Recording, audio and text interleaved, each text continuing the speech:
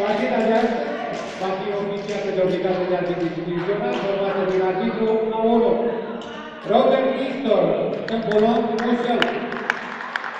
Arbitru A2, Andreea Modorată din Râmnicovu, Vâlcea. Noi suntem județul de arbitru. Continuăm cu arbitru score Laurențiu Doareasima, marcaj Mircea Grozea.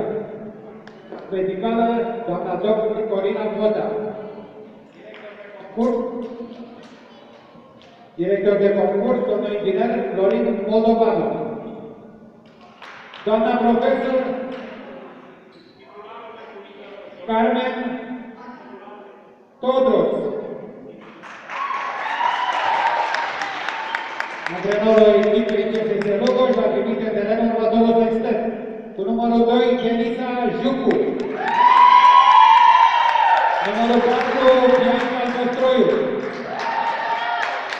Numărul 5, Iulia Nina. Capitan de echipă.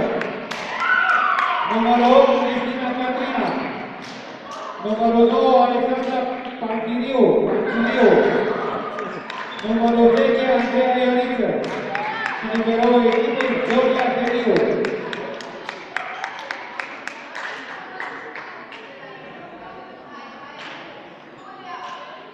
Doamna profesor Nicoleta Mărcări. Senatorul de Cobășia, cu numărul 1, Naite Luican.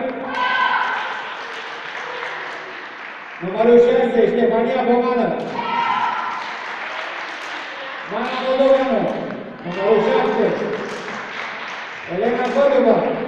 Numărul 8, capitan de echipă, Alina Plăcan. Numărul 11, Catrina Rapaco. Numărul 13, Larisa Bușe. Numărul 2, numărul